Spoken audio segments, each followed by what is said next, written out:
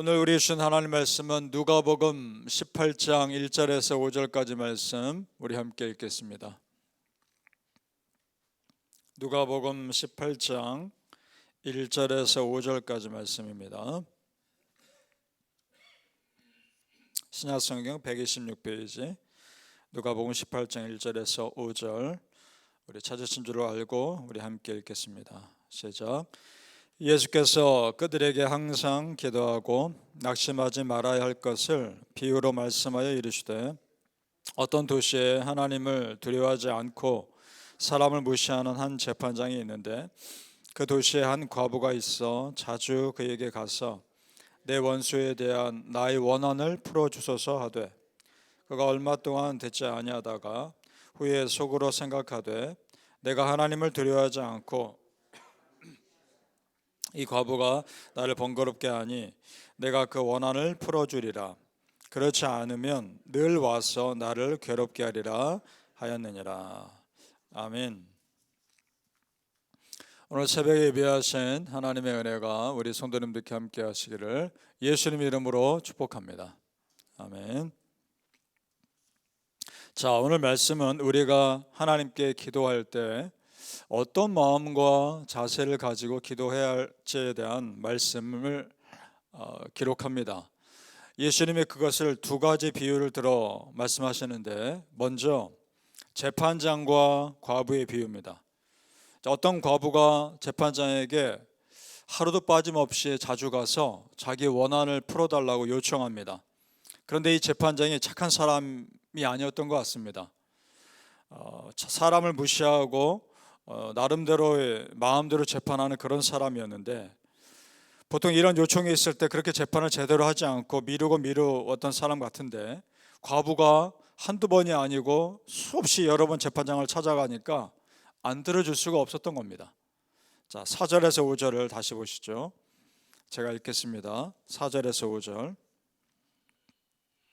그가 얼마 동안 듣지 아니하다가 후에 속으로 생각하되 내가 하나님을 두려워하지 않고 사람을 무시하나 이 과부가 나를 번거롭게 하니 내가 그 원한을 풀어주리라. 그렇지 않으면 늘 와서 나를 괴롭게 하리라 하였느니라. 자, 보세요. 재판관 스스로 자신이 하나님을 두려워하지 않고 사람을 무시한다고 스스로도 그렇게 생각합니다. 지금까지 그렇게 살아왔던 겁니다. 그런데 이렇게 간곡하게 요청하며 들어줄 때까지 요청하는 사람의 간구를 들어주지 않으면 내가 번거로워질까 봐 그렇게라도 해서 들어준다는 겁니다. 그러면서 예수님이 하시는 말씀, 이렇게 악한 세상의 재판관도 간절히 원하는 사람의 요청을 들어주는데 우리를 사랑하시는 하나님이 우리 기도 안 들어주시겠느냐, 그 말씀하시는 겁니다. 자, 7절 8절 우리 같이 읽어보죠. 7절에서 8절입니다. 7절에서 8절 시작. 하물며 하나님께서 그 밤낮 부르짖지 아니하시겠느냐, 그들에게 오래 참으시겠느냐. 내가 너희에게 이르노니 속히 그 원한을 풀어주시리라. 그러나 인자가 올 때에 세상에서 믿음을 보겠느냐 하시니라. 아멘. 그러니까 지금 예수님이 기도하는 우리에게 무엇을 요구하시는 겁니까? 끝까지 끈질기게 기도하라는 겁니다. 한두 번 기도하고 잊어버리고 포기하지 말고 인내심을 가지고 응답받을 때까지 기도하라는 겁니다. 여러분, 그렇게 기도하시길 바랍니다. 기도를 안 하는 것이 문제이고요, 기도를 금방 포기하는 것이 문제이지, 끈질기게 끝까지 기도하면 내가 원하는 방법이 아니어도 하나님 원하시는 방법으로 응답하실 겁니다. 하나님의 때에 하나님의 방법으로 반드시 응답하십니다. 우린 그거 믿고 기도하는 겁니다. 그런데 8절 끝부분에 의미심장한 말씀하시죠. 뭐라 하시나요? 인자가 올 때에 세상에서 믿음을 보겠느냐. 그런데 이런 마지막 때에 이렇게 간절히 기도하는 사람이 있겠느냐라고 제자들에게 물어보는 겁니다. 그러면 이 말씀은 반문하시는 겁니다. 너희가 그런 사람 되라 하는 겁니다. 성도님들, 우리에게도 하시는 말씀입니다. 이 자리에 오늘 예배 참석하는 분들과 오늘 말씀 듣는 성도님들이 이 마지막 때에 그런 기도의 사람들 되시기를 축복합니다. 아멘. 생각해 보세요. 우리가 기도하면 하나님 귀찮아하시겠습니까? 아니죠. 기뻐하십니다. 오늘 예수님이 재판장 예를 드시는 것은 재판장이 귀찮아서라도 여인의 길을 들어준다는 비유를 드신 것일 뿐이지, 하나님 우리가 기도하면 좋아하시죠. 지난 주에 여러분께 말씀드렸던 것 같습니다. 우리가 기도할 것이 무엇이 기도할지 하나님이 다 아심에도 불구하고 우리가 하나님께 기도해야 되는 이유는, 기도라는 것이 하나님께 마음을 드리는 것이기 때문에 기도해야 한다고 말씀드렸습니다. 그렇습니다. 성도님들, 기도는 나의 간절한 마음을 하나님께 드리는 겁니다. 그러니 이런 기도 드릴수록 하나님 기뻐하시죠. 여러분, 기도하면 이미 응답은 시작되는 겁니다. 왜냐? 기도는 내 문제를 내 손에서 하나님의 손으로 옮겨드리는 것이기 때문입니다. 믿습니까? 바라기는 성도님들, 어떤 식으로 어떻게 응답해 주시든지 결과는 하나님께 정말 다 맡기시고 우리는 그저 끝까지 기도하시길 예수님의 이름으로 축복합니다. 아멘. 자, 우리가 그렇게 끝까지 기도해야 함과 동시에 기도할 때는 참으로 회개하는 마음과 겸손한 마음으로 기도해야 한다는 비유를 또 말씀하십니다. 바리새인과 세리의 기도입니다. 자, 이 두 사람이 기도하러 성전으로 올라갑니다. 그 당시 바리새인들은 유대인들 사이에 인정받는 종교인들이었습니다. 성경도 잘 알고요, 성경 말씀대로 살려고 나름대로 노력하는 사람들이라는 것을 유대인들이 인정해 줍니다. 그런 사람들이었습니다. 그런데 반대로 세리는 손가락질 당하는 사람들이었습니다. 로마 정부가 유대인들에게 거둬야 할 세금보다 더 많은 세금을 걷어서 나머지 차액을 자기들을 위해 썼거든요. 그러니까 유대인들이 세리들을 너무나 싫어했습니다.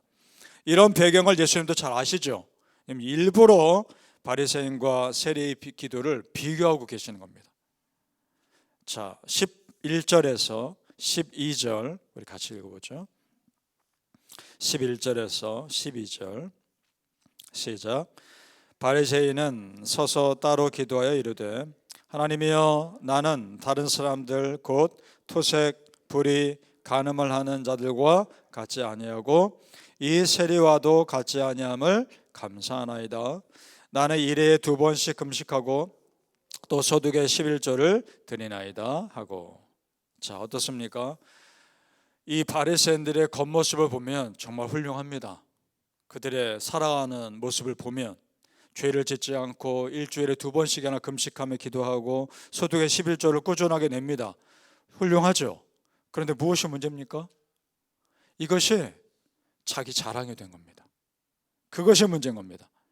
이 세리와도 같지 아니함을 감사하나이다. 비교하면서 이것이 자기 의가 된 겁니다. 바리새인들의 삶만 놓고 보면 우리가 본받을 부분 분명히 있습니다. 그런데 그것이 자신을 드러내고 다른 사람을 정죄하는 도구로 쓰이는 순간 그들의 삶은 소위 말해 자기 의로 가득 차버린 겁니다. 그것이 문제인 겁니다.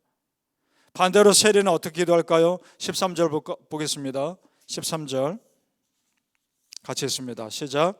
세리는 멀리 서서 감히 눈을 들어 하늘을 쳐다보지도 못하고 다만 가슴을 치며 이르되, 하나님이여 불쌍히 여기소서, 나는 죄인이로소이다 하였느니라.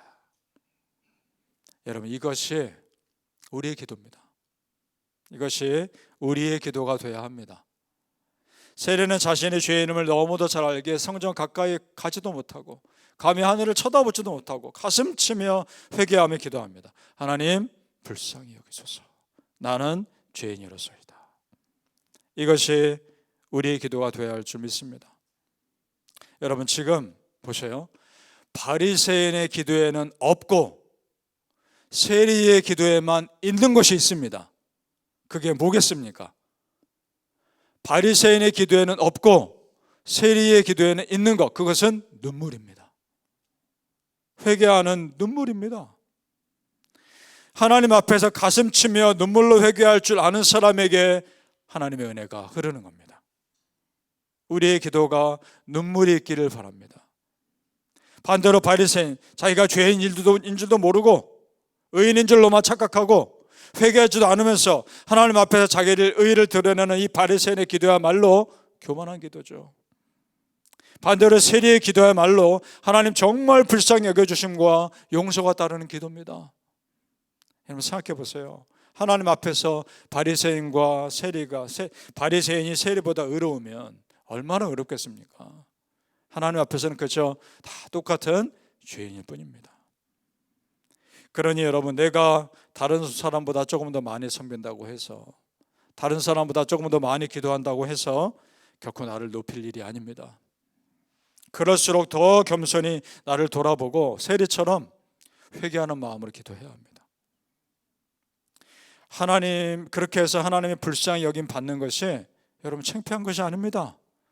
하나님의 불쌍히 여김 받는 것이 은혜입니다. 믿습니까? 바라기는 성도님들, 지금보다 더 간절히, 지금보다 더 겸손히 하나님께 간절히 기도하는 믿음의 사람들 다 되시길 예수님의 이름으로 축복합니다. 아멘. 기도하겠습니다. 아버지 하나님, 우리의 기도가 어느새 나도 모르게 바리새인의 기도처럼 되진 않았습니까?